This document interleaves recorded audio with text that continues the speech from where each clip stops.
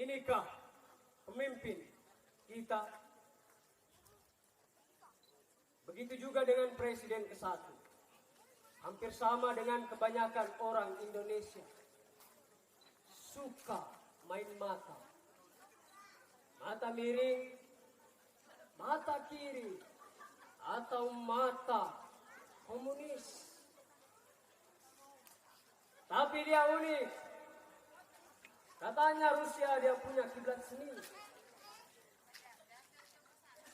Dia orang yang sangat romantis. Ya, dia punya pandangan yang romantis tentang bagaimana cara bernegara. Dengan apa yang hari ini kita kenal nasionalisme. Dengan dalih demokrasi terpimpin dan penolakan keras atas imperialisme dan neokolonialisme, dia jadi semakin romantis saja. Selirnya di mana-mana, di dalam negeri, di luar negeri, atau bahkan di provinsi-provinsi yang tidak kita ketahui.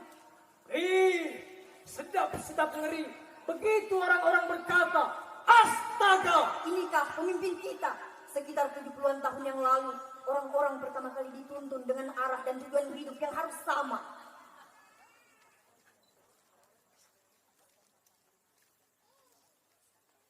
Ibarat kata, seorang nahkoda kita yang dermawan. Pada saat itu punya banyak kewenangan untuk bisa sampai di tempat tujuan dengan mudah. Bisa jadi karena sebuah kekuasaan.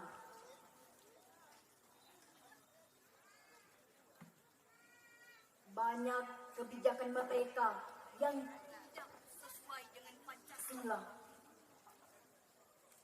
bahkan tangan-tangan yang suci sekalipun juga ikut berperan dalam negara kita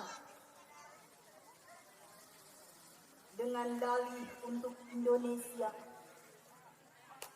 agar bisa menciptakan kehidupan yang layak bagi rakyat. Segala cara bisa saja dihalalkan agar hasrat seseorang bisa terpuaskan. Tujuannya mungkin baik, tapi lagi-lagi keadaan seseorang bisa menjadi faktor dari semuanya. Astaga!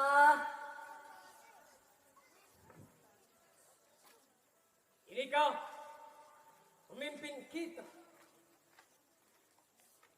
Tidak jauh beda dengan yang ke-1. Sama. Yang kedua ini juga suka main mata. Tapi main matanya lebih lama, yaitu selama 32 tahun. Main mata kanan, main mata Amerika, main mata kapitalis. Setelah permainan jenderal-jeneralan telah terlaksanakan, dia jadi pelita yang terangnya seperti darah bersimbah kemana-mana. Orang-orang tiba-tiba kehilangan nyawa. Maka jadilah dia Bapak Pembangunan. Bangun tidur, bangun negara, bangun pemerataan, nyelundup darah. Pembantaian di mana-mana. Itu semua atas dasar mengembalikan yang semula. Kecintaan negara, atas dasar negara. Itulah demokrasi Pancasila. Tetapi yang Tionghoa tinggal duduk sila. Begitu orang-orang berkata, astaga. Inikah pemimpin kita? Setelah terlepas dari deretan antrian yang cukup panjang untuk bisa masuk dan berlabuh di sisi kanan dermaga atau sisi kiri, pada saat itu kita bebas untuk memilih harus pada posisi yang mana.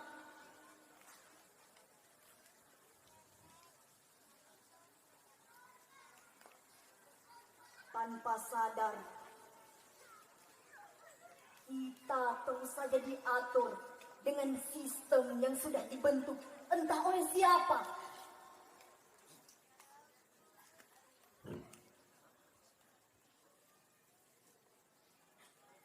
Yang katanya sok idealis dalam menata ataupun membangun sebuah negara.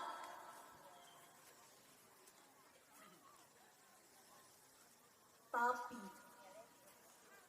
semua hanya omong kosong.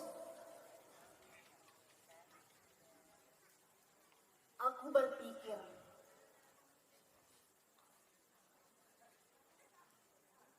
bisa jadi hedonisme menjadi faktor yang mendorong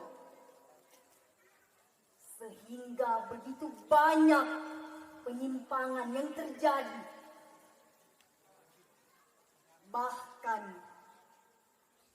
melebihi di masa kepemimpinan yang sebelumnya. Astaga! Yang ketiga ini unik. Sebab main matanya paling singkat. Bukan hanya mata kiri atau mata kanan, tetapi kedua-duanya masing-masing berkedip. Setelah yang lama dan yang baru, maka yang ini lebih dikenal dengan reformasi. Dengan semangat transparansi dialogis dan prinsip-prinsip demokrasi, maka lahirlah geliat, mulai dari pembangunan ekonomi sampai dengan referendum wilayah timur.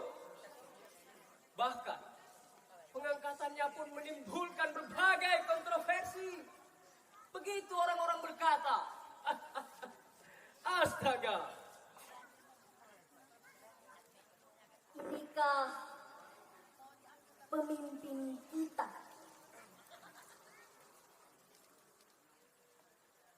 Pemimpin yang satu ini menurutku terbilang unik. Dengan masa kepemimpinannya yang cukup singkat, dapat memberikan transformasi di masa kepemimpinan bagi negara. Tentunya hal seperti itu dipandang sebagai kebaikan bagi manusia pada umumnya.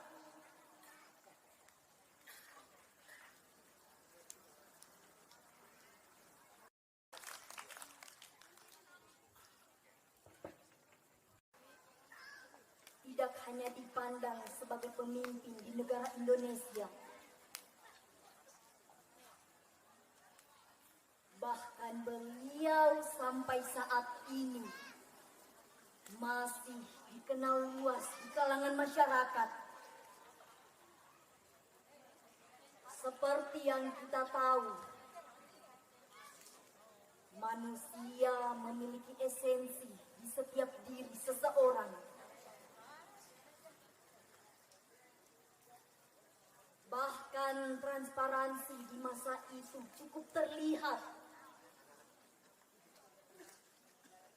Beliau mampu memberikan pertumbuhan bagi negara. Seperti dalam bidang ekonomi. Astaga. Inikah pemimpin kita? Ya, Anda sekalian, kita sama-sama tahu. Tapi jangan bilang kalau yang keempat ini juga suka main mata. Mana mungkin? Kalau yang kelima, keenam, atau bahkan yang ketujuh, kedelapan, ya barangkali. Tapi kata orang-orang, kerjanya sering sekali keluar negeri dengan alasan diplomasi politik dan perbaikan ekonomi. Ketika pada masanya hari-hari keagamaan jadi beragam, kalender kita jadi banyak merahnya. Tapi keletahan mengenai konsep pemerataan jadi kebingungan. Apalagi menyoal tentang politik dan kebudayaan. Astaga. Inikah pemimpin kita?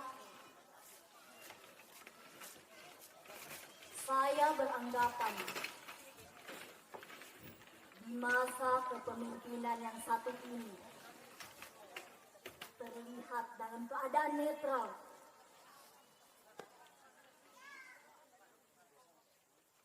Ketika kita bicara persoalan lingkungan, setiap individu pasti berbeda. Tergantung bagaimana lingkungan itu membentuk diri seseorang. Dengan sifatnya yang kata orang liberal, bahkan terang-terangan membeberkan sesuatu dan tidak memandang siapa, sekalipun itu manusia berdasi, berpangkat, baik yang bersangkutan dalam hal politik, budaya, agama, dan lainnya. Beliau terkenal lekat dengan menjunjung tinggi yang namanya kebudayaan. Beliau mampu membangun sebuah hubungan yang erat dengan negara-negara lain. Bahkan menciptakan kedamaian di antara negara.